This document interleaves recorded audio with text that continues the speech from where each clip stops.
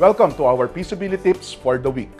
Learning from the money story of George Winnicke at nakita at nakilala din natin siya na Mr. Opportunity, ito na siguro ang paraan ng pagsagot doon sa laging tinatanong sa atin, ano ba ang magandang negosyo na pasukin or anong negosyo ang kikita or maganda ang kita? Ang mga negosyante or entrepreneur, kailangan ay mayroong taglay na galing at ito ay marunong siya ng opportunity seeking, opportunity screening at opportunity seizing. Salamat na rin sa mga naturo sa akin ng mga professor sa Ateneo Graduate School, Master of Entrepreneurship na sila Professors Ed Borato, Andy Ferreria Jr., Jay Bernardo, Tommy Lopez, Aaron Palileo at marami pang iba. Ano-ano ba ang ibig sabihin at pagkakaiba ng seeking, screening at seizing sa mga oportunidad para maaring gawing produkto o serbisyo sa inyong negosyo? Ano ibig sabihin ng opportunity? Sa diksyonaryo, ang ibig sabihin ng opportunity ay set of circumstances that make it possible to do something.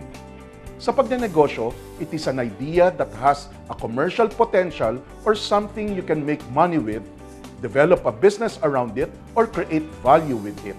Konsepto na pwedeng may halaga or pagkakitaan. Galing yan kay George Winnicke.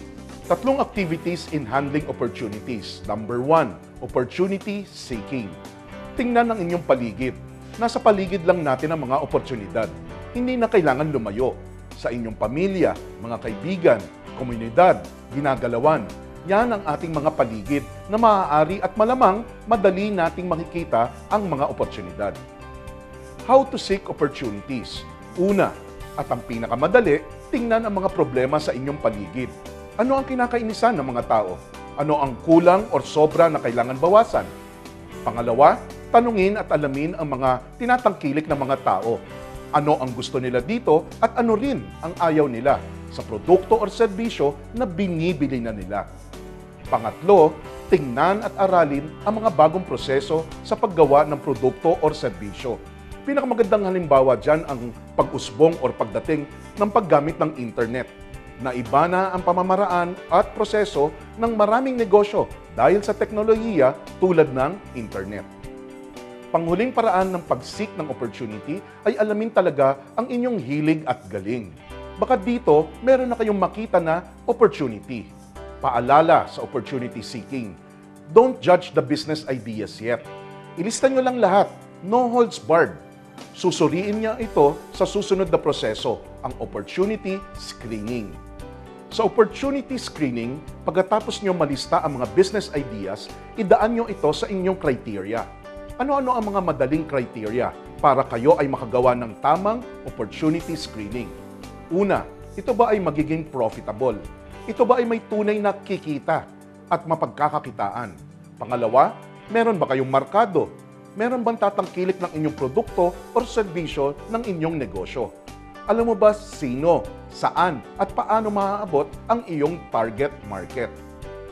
Pangatlong criteria sa opportunity screening ay ang 3 M na iyong kakailanganin para sa iyong naiisip na negosyo. 3 M ay money, manpower, machine. Ito ang mga pinaghahandaan pagpasok sa negosyo. Siyempre, kasama na dyan ang kaalaman, kakayahan, at kaperahan. Huling criteria, ito ba ay swak or bagay sa iyong pagkatao, hilig or ambisyon? Ayos ba sa iyo na ikaw ay makilala na nasa ganitong larangan ng negosyo? Maaaring may kita, merong markado, pero hindi mo pala lubos maisip at matanggap na ikaw ay nasa ganoong tema ng oportunidad or negosyo. Kailangan swak sa inyo. Opportunity seeking, tapos opportunity screening. Ngayon, sa opportunity seizing naman. Ito na ang paglilikha ng napili mong negosyo. Una, busisiin mabuti ang talagang gusto ng customer. Pag-aralan at tanungin mabuti ang customer kung ano ang gusto nila, ano ang ayaw nila. Pangalawa, mag-sample sa customer.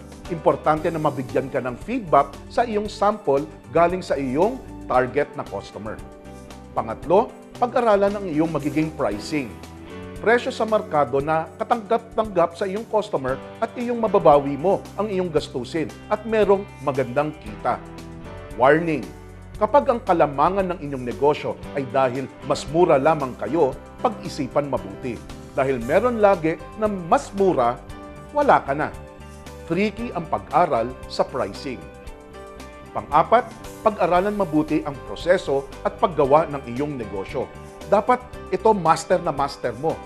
Dapat hahanda din sa mga pagbabago or innovation na maaari mong unang ginagawa na hindi mo ginagawa noon or mga kailangan baguhin. Sa pag-uumpisa ng negosyo, 3 proseso sa mga oportunidad. Opportunity seeking, opportunity screening, opportunity seizing. At yan, mga kaibigan, ang ating feasibility tips sa linggong ito. Sana meron kayong napulot at natutunan para sa inyong gabay, sa inyong pagnenegosyo at buhay pinansyal.